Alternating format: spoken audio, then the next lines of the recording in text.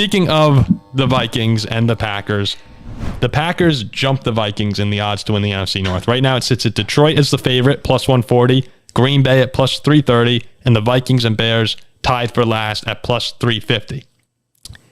I'm a little confused why the Vikings sit there, but here's what I'll say. You can't replicate 11-0. It's just not going to happen, though I wouldn't put it past Kirk to have a little magic. But this team improved on both sides of the ball. They brought in Brian Flores, the biggest addition to their defense, which was horrible. A terrible, terrible defense.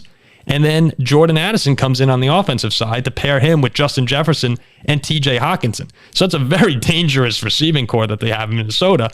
I understand Detroit being the favorite, but to discredit the Vikings completely and have them tied for last in this division when they really have improved on both sides, it's great betting value, but it's also just wrong to have them that low.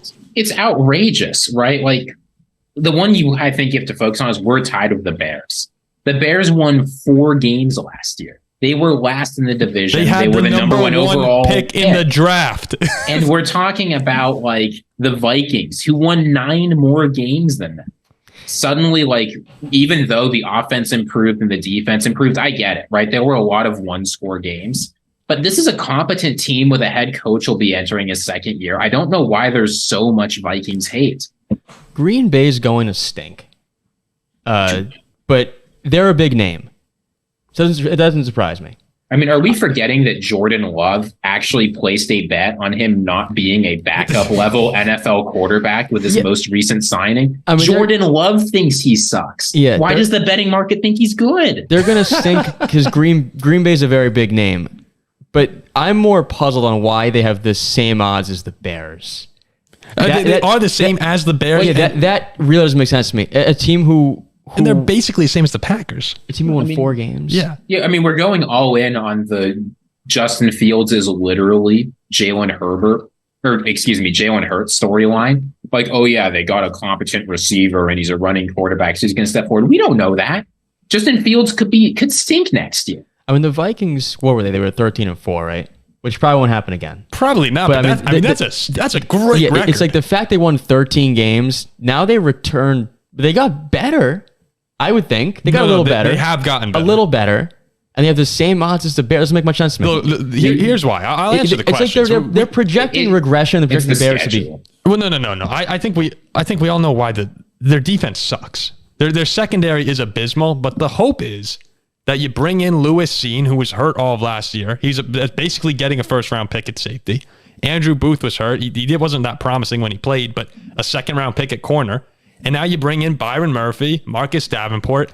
Linebacker's still a problem, but the defense... And you bring in Brian Flores. And Brian Flores, as I said, is the biggest one. So the defense can't get worse. If it gets worse, it's going to be one of the worst defenses in the history of football. So if that defense gets a little better, plus bringing in Jordan Addison, I think that this team should be a better team. Maybe not record-wise, but it should be a better football team. I mean, the reasons that every team in this division has pretty short odds is because right now the Lions are probably the best team. They can implode at any moment.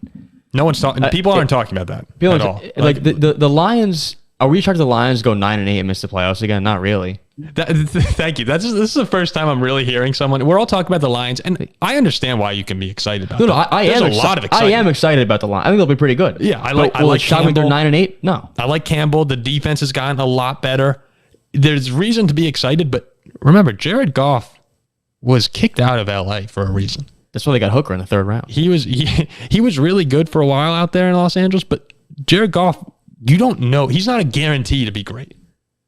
That's what we were saying last episode. It's like you can watch Goff play a stretch of 4 games where he stinks. It's like, oh, like didn't they start 1-8? Yeah, and then they went on a crazy run. They got a hot run at the end. And look, sometimes teams can just flip the switch like that. But if they just go back to what they were, I don't view Detroit as I'm not scared of them. Like it's like the Browns. It's the Lions. There's Lions, Browns. It's. Would I be surprised if they won like 13 games or 12 games? I don't expect that. Their win total's 9.5. Yeah, we're talking. Vikings are 8.5. Yeah, we're talking about the line. Yeah, exactly. The win total right there should tell you everything. Like if you're looking at it from a betting value, the Vikings at 350 is possibly the best value you could get in the entire NFL right now. Outside the Steelers, outside the Steelers, yeah, of course, naturally. So that was just confusing to me. I get that people normally are low on the Vikings and a little higher on the Packers than they should be, but I don't like the flip. I don't like Detroit being that big a favorite. We'll see what happens. We'll see what happens there. Where's Jordan Love throwing to? Romeo Doubs and Christian Watson. Yeah, that's another great point. Like, I get that Aaron Rodgers made those receivers look good, and you had the old Christian Watson breakout, but our number one receiver is better than their number one. Our number two is better than their number two. Our number three is better than their number three. Our tight end's better than their tight end. Our quarterback's better than their quarterback. Like, the offensive gaps are astronomical. And it's not like the Packers' defense was good. I think on offense, you would take Jefferson, Addison, and Hawkinson over any weapon on Green Bay. Yeah.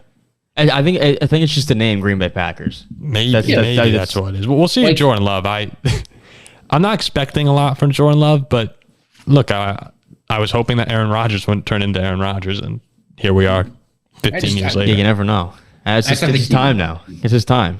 Jeez.